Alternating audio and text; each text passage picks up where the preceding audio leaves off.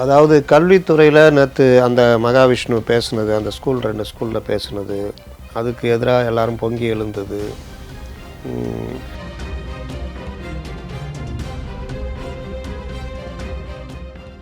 கொள்கை எந்த அளவுக்கு இருக்குது, மற்ற கட்சிகளை பற்றி உங்களோட பார்வை என்ன? திமுக இங்கே தமிழ்நாட்டில் ஆளுங்கட்சி, அங்கே பாஜக ஆளுங்கட்சி. ஆளுங்கட்சி 2 ஆளுங்கட்சிகளையும் நீங்கள் எப்படி பார்க்குறீங்க? 2 தலைமை ஆசிரியரை ட்ரான்ஸ்ஃபர் பண்ணது, அமைச்சரே நேராக போய் உக்காந்துக்கிட்டு ப்ரெஸ் மீட் கொடுத்தது, இது எல்லாம் பார்த்தா என்னமோ அப்படியே அடுத்தடுத்து நடவடிக்கைகள், இதனால் கடுமையான நடவடிக்கை எடுத்தாங்க அப்படின்ற மாதிரி தோற்றம். அப்படி இல்லை, தலைமை ஆசிரியை தான் மகாவிஷ்ணுவை கூப்பிட்டு வந்தார். அதான் அவரே சொல்லிட்டாரு, நான் அமெரிக்காவில் இருக்கிறத ஏதோ தமிழகத்தில் இருக்க மாதிரி தான் இருக்குது அப்படின்றாரு. இன்னொன்று, உலகம் சின்னது இன்றைக்கி. அங்கே உட்காந்துட்டு டிஜிட்டல் சைன் பண்ணிகிட்ருக்காருல்ல.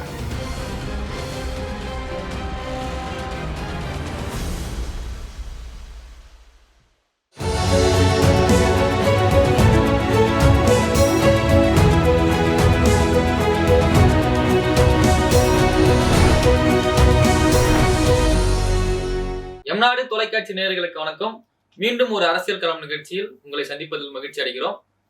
இன்று நாம் சந்திக்க போகும் மிக முக்கிய நபர் மூத்த செய்தியாளர் திரு முத்தலிஃப் அவர்கள். வணக்கம். நல்லா இருக்கீங்களா சார்? நல்லா இருக்கேன். தமிழகம் எப்படி சார் இருக்கு? முதலமைச்சர் இல்லாத ஒரு தமிழகம் நல்லா இருக்குங்களா? அதான் அவரே சொல்லிட்டாரு, நான் அமெரிக்காவில் இருக்கிறத ஏதோ தமிழகத்தில் இருக்க மாதிரி தான் இருக்குது அப்படின்றாரு. இன்னொன்று, உலகம் சின்னது இன்றைக்கி. அங்கே உட்காந்துட்டு டிஜிட்டல் சைன் பண்ணிகிட்ருக்காருல்ல. அதனால் அதெல்லாம் ஒன்றும் இல்லை, தமிழகம் வழக்கம் போல் இயங்கி கொண்டு தான் இருக்கிறது. ஓகே, ஆனால் உலகம் சின்னதுன்னு நீங்கள் சொல்கிறீங்க. ஆனால் முதல்வர் அவர்கள் சென்னையில் முதல் முறையாக கார் ரேஸ் நடைபெறுது. ஆனால் இந்த நேரத்தில் முதல்வர் இல்லாமல் உதயநிதி ஸ்டாலின் அவர்கள் இங்கே இருக்கிறதுக்கான காரணம், முதல்வரை தவிர்த்துட்டு இந்த ப்ரோக்ராம் நடக்கிறதுக்கான அந்த திட்டமிடுதல் எப்படி பார்க்குறீங்க?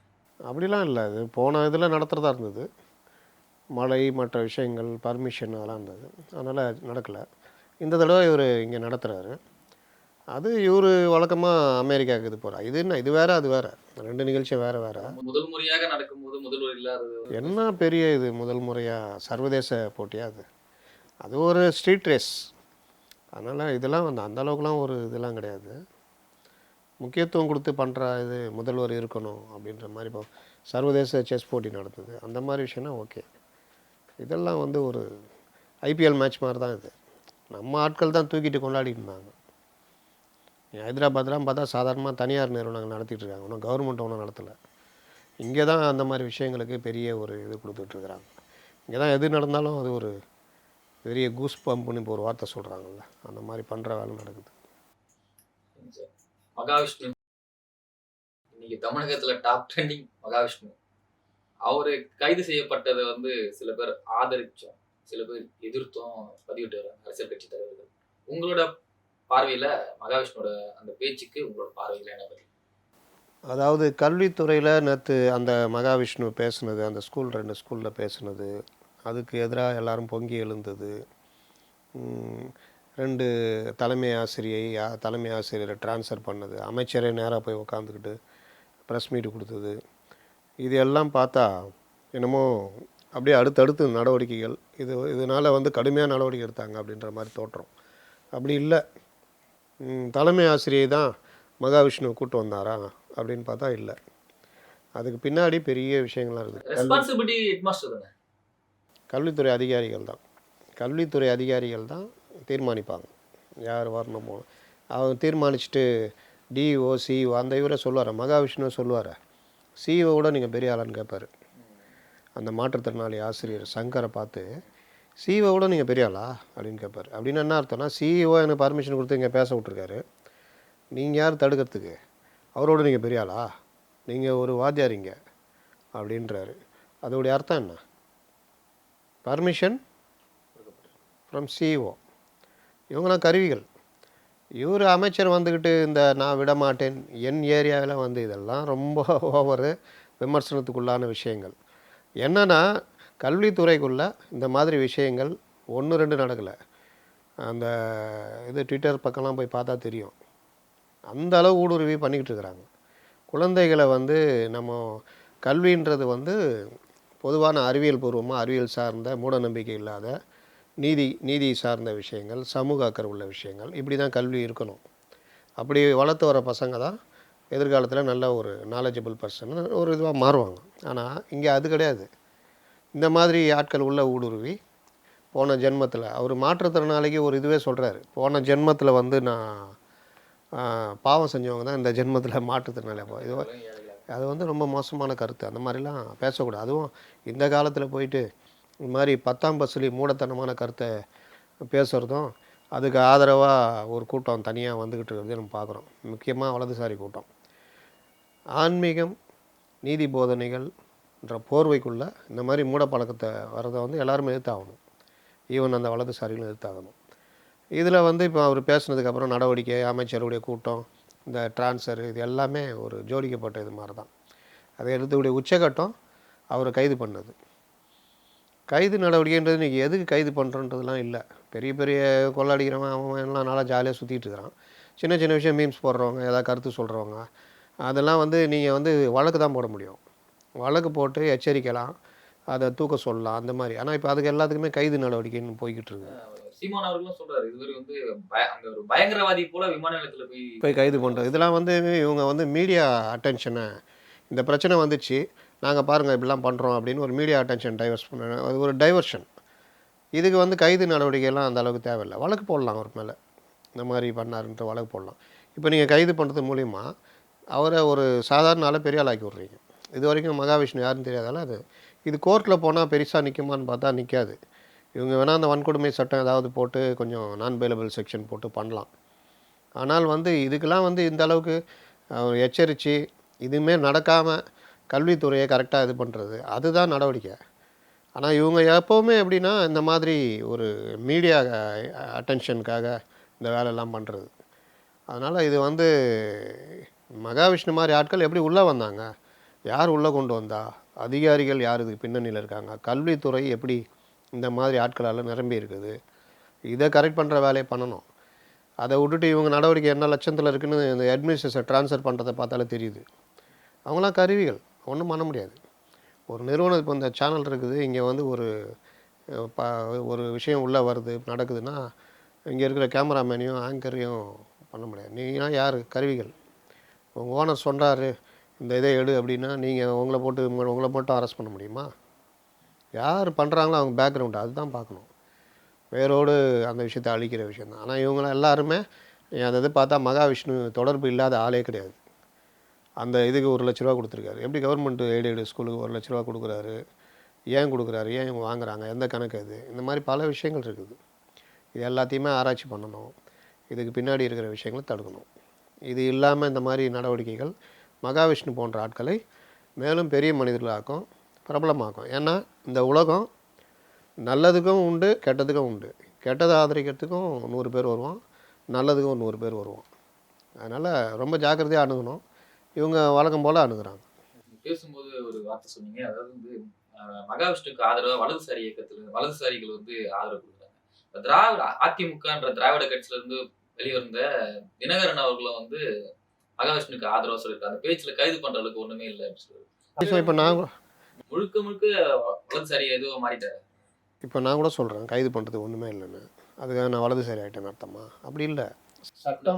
ஒன்றும் தெரியல. சட்டன்றது வந்து எது கைது நடவடிக்கை, எது வழக்கு போடலாம், எது வழக்கு போட்டு எச்சரித்து விடலாம், வழக்கை நீக்கிடுவாங்க, அந்த மாதிரி வித்தியாசங்கள்லாம் இருக்குது. அதை தான் நான் முன்கூட்டியே சொன்னேன்.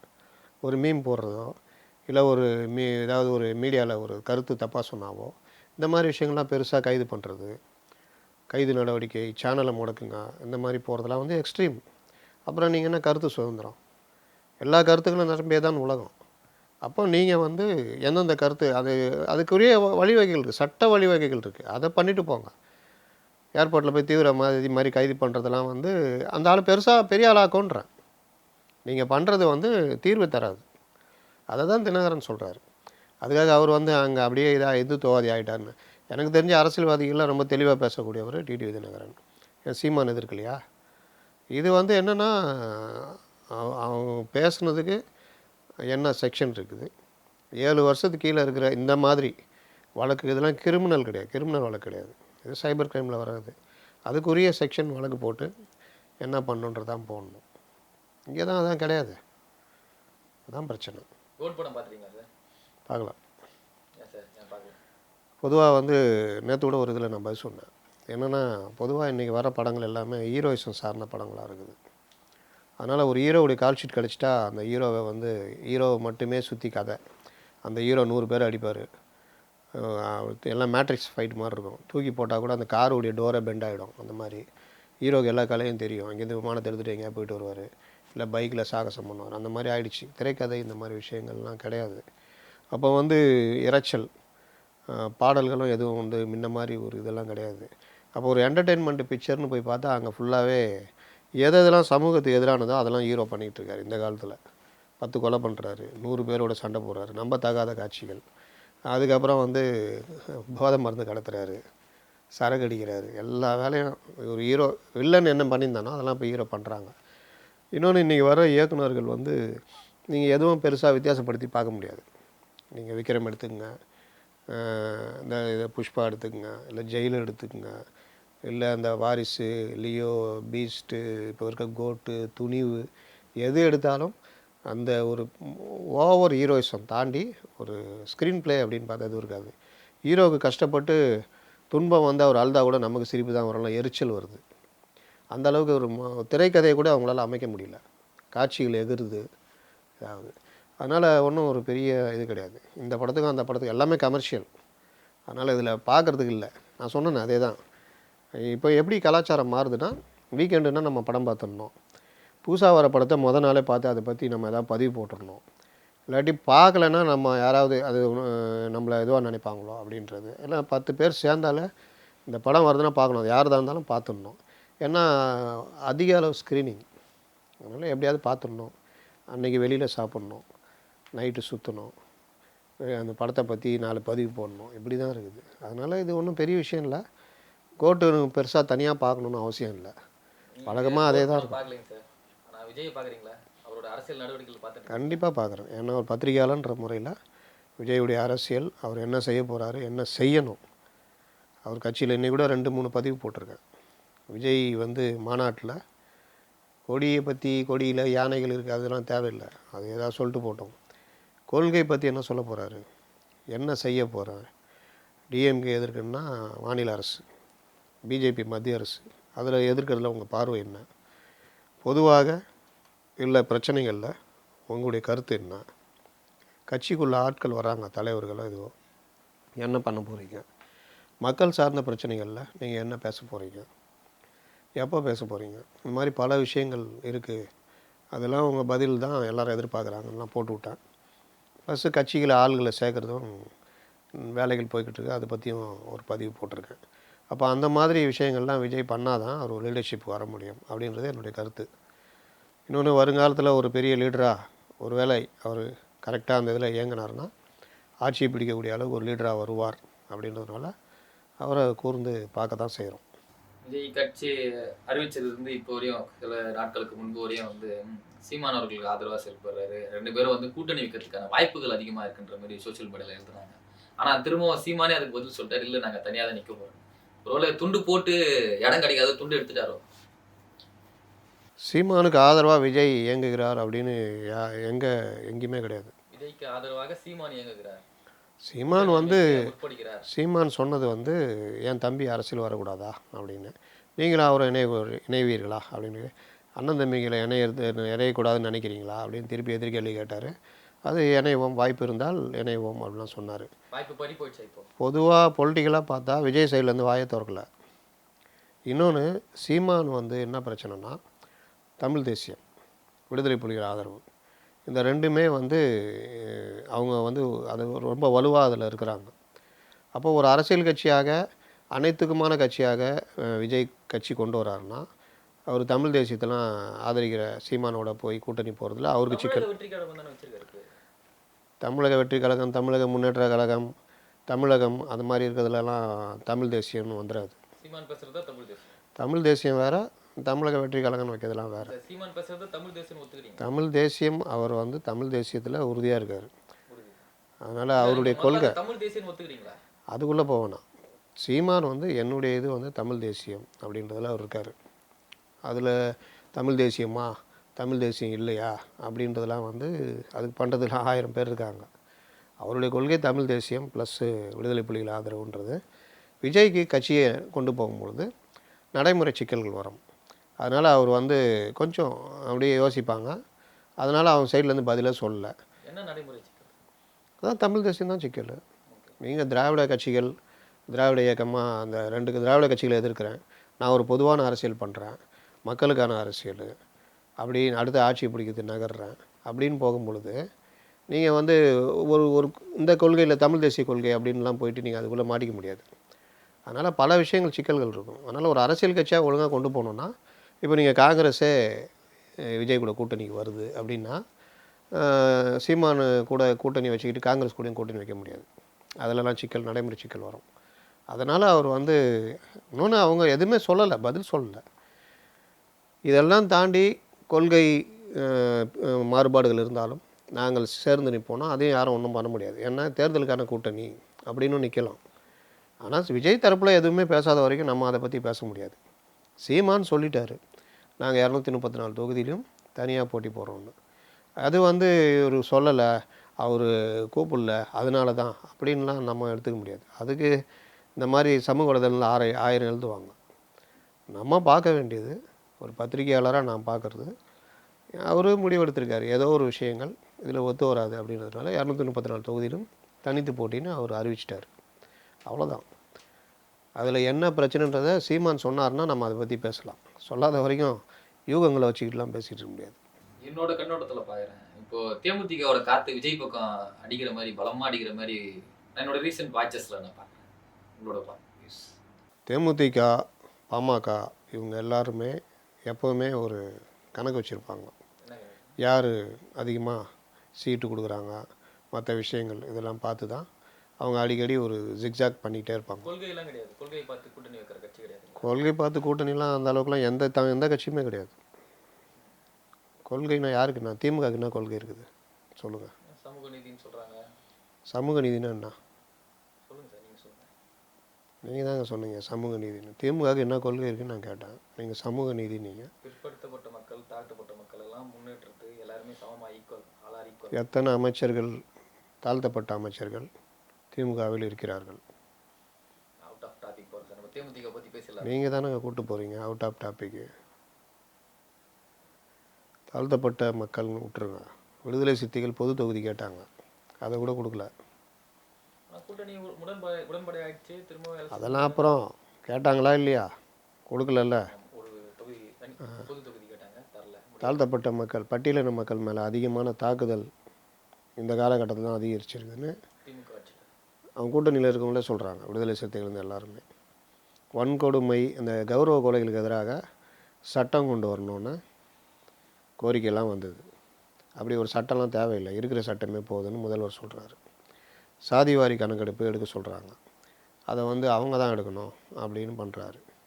இது எல்லாம் எந்த சமூக நீதியில் வரும்னு தெரியாது, புரியுதா? அதனால் 26 திமுக விட்டு கண்டிப்பாக அது நடக்க வாய்ப்புகள் உண்டு. நடக்க வாய்ப்புகள் உண்டு. அதாவது விஜய் பற்றி தான் நம்ம பேசியிருந்தோம். விஜய் வந்து விஜய் சீமான் கூட்டணின்றது வந்து வாய்ப்புகள் ரொம்ப குறைவு. விஜய் வந்து அரசியல் கட்சி அதுன்னு வரும்பொழுது காங்கிரஸ் மற்றவர்கள் வந்து வர்றதுக்கான கூட்டணிக்கு வர்றதுக்கான வாய்ப்புகள் இருக்குதுன்னு நினைக்கிறேன். தேமுதிக பாமக பற்றி பேசுகிறீங்க சார். தேமுதிக பாமக 2 பேருக்குமே என்னென்னா எந்த கட்சி கூட கூட்டணின்றதெல்லாம் அவங்களுக்கு கணக்கு இல்லை. அந்த நேரத்துக்கு யார் கூட வேணாலும், இப்போ திடீர்னு ஏடிஎம்கிட்ட பேசிகிட்டு இருப்பாங்க, திடீர்னு டிஎம்கே கூட போவாங்க. தேமுதிகவும் அந்த மாதிரி தான். அதனால் இப்போ என்னென்னா அவங்க பிரேமலதா விஜயகாந்த் வந்து சில விஷயங்களை தேமுதிகவை இந்த தேர்தலுக்கு பிறகு அதிமுக கூட்டணியிலேருந்து ஓரளவுக்கு வந்த பிறகு கொஞ்சம் மீடியா ஃபோக்கஸில் சில விஷயங்களை பண்ணிடணும்னு நினைக்கிறாங்க. விஜய்க்கு சப்போர்ட் பண்ணுறாங்க. அது கேள்விகள்லாம் நியாயமான கேள்விகள் தான். ஏன் மாநாடுன்னு கொடுத்தா என்ன தப்பு அப்படின்னு கேட்குறதுலாம். அதனால் அந்த இது போகுது. 2026 யார் எங்கே இருப்பாங்கன்னா இப்போ சொல்ல முடியாது. அந்த அளவுக்கு உள்ளுக்குள்ளே புகஞ்சிக்கிட்டு இருக்குது. ஒருவேளை தேமுதிக விஜயகாந்த் பக்கம் போகலாம், இல்லை தேமுதிக காங்கிரஸ் விசிகே எல்லாரும் சேர்ந்து அதிமுக பக்கம் போகலாம். இது மாதிரி பல இது அடுத்த வருடங்கள்லேருந்து இந்தக்கான விஷயங்கள் ஆரம்பிச்சிடும். கைது பண்ணிருக்காங்க. ஒருத்தருக்கு கையும் உடைஞ்சிருக்கு, அது வழிக்கு விழுந்துட்டாரு அப்படின்ற மாதிரி சொல்லியிருக்காங்க. ஆனா அதிகார வர்க்கங்கள் கைது செய்யப்படும் போது மட்டும் அதிகார வர்க்கங்கள் மட்டும் ஏன் வழிக்கு விட மாட்டாங்க? இது ஒரு மனித உரிமை அந்த ஒரு தாட்ல இருந்து பார்க்கும்போது அது தப்பு தானே சார்? அவர்கள் கைது செய்யப்பட வேண்டியவர்கள் தான், தண்டிக்கப்பட வேண்டியவர்கள் தான். ஆனால் அதிகார வர்க்கங்கள் கைது செய்யப்படும் போது சில வழக்குகள்ல அவர்களுக்கு மட்டும் ஏன் கை கால் உடையறது இல்ல? நான் முதல்ல சொன்ன மாதிரி தான் மாஸ் மென்டாலிட்டின்னு. நான் இதுக்கு முன்னாடி கூட பல இதில் பேசியிருக்கேன். சட்டம்னு ஒன்று இருக்குது, சட்டத்துக்கு உட்பட்டு தான் எதுவுமே செயல்படணும். ஆனால் ஊடகங்கள் என்ன பண்ணுது, என்கவுண்ட்ரு நடந்தால் கரெக்டு தான், இதே மாதிரி யூனியன் என்கவுண்டர் பண்ணுங்க அப்படின்ற அளவுக்கு அதை ரொம்ப ஆதரித்து எழுதுகிறாங்க. இன்னொன்று இந்த கை கால் உடைக்கிறதுன்றது முன்ன எங்கேயோ 1-2 நடந்துட்டு இருந்தது. இப்போ யார் அரெஸ்ட் பண்ணாலும் கையை உடைச்சா பாத்ரூமில் வலிக்கி விழுந்தான்னு சந்தோஷமாக ஊடகங்கள் சமூக வலைதளங்களில் அதை ஆதரித்து இப்போ எழுதுகிற போக்கு அதிகரிக்குது. இது ரொம்ப மோசமான ஒன்று.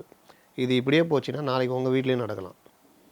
சாதாரண வழக்கு கூட இப்போ அதுதான் சாதாரண வழக்குகள் என்னென்னா மீடியா ஃபோக்கஸில் நீங்கள் பார்த்தீங்கன்னா ஒரு ஆக்சிடெண்ட் நடக்குது, அந்த நடத்தினவனை போட்டு அடின்னு அடித்து சில இடங்களில் வண்டியெலாம் எரிச்செல்லாம் நடக்கும். ஆக்சிடெண்ட்னா ஆக்சிடெண்ட், அது கவனக்குறைவால் நடந்தது தான்.